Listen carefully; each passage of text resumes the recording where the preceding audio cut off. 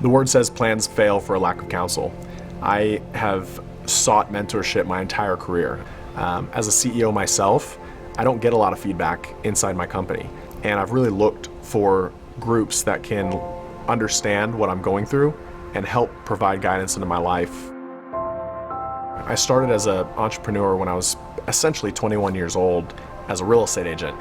And when you become successful, you can start to buy into all of your own ideas. It can be very self-validating.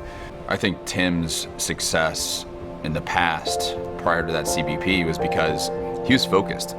He was focused on making the Heyl Group the best real estate agency in the country, and he did a really good job of that.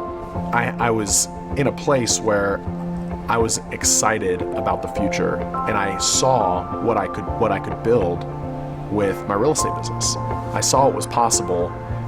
I was going into this particular CBP with a plan to build the company that I run today, which is called Homeward.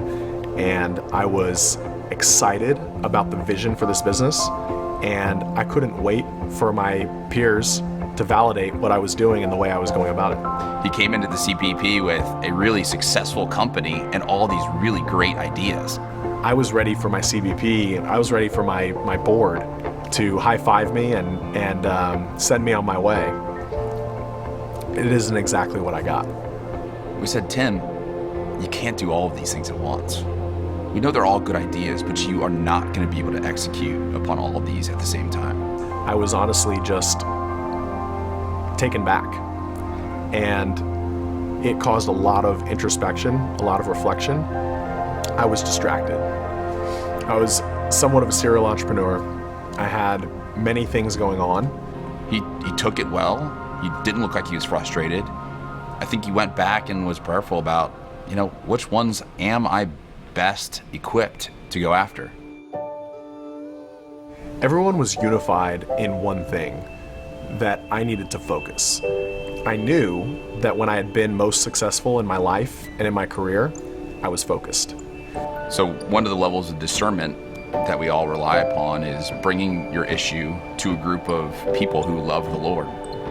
And when the feedback is so unified, that's really hard to dismiss.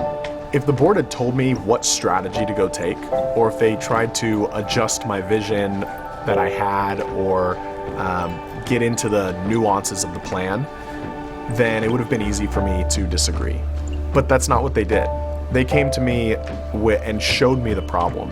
They surfaced for me what I wasn't seeing for myself, that if I wanted to go and start Homeward, I needed to raise up leadership in my existing business and be willing to leave that business and go build Homeward from scratch. And that was a radical idea at the time, because I had spent my entire career building this business. Because of the feedback that I got, I was able to go and focus exclusively on building Homeward. And in 3 years, we've raised over $300 million to build this business and are really changing the way people buy homes. I think the enemy wants us to isolate, but if we're isolated and make decisions by ourselves with our own set of experiences, we can't leverage the experiences of other folks in community. And the gospel tells us we be in community. The CEOs around our table all joined C12 for the same reason. We want to build great businesses for a greater purpose. And the fact that we all have that in common, there's an inherent trust, and everybody wants the other person at the table to achieve that in their own business.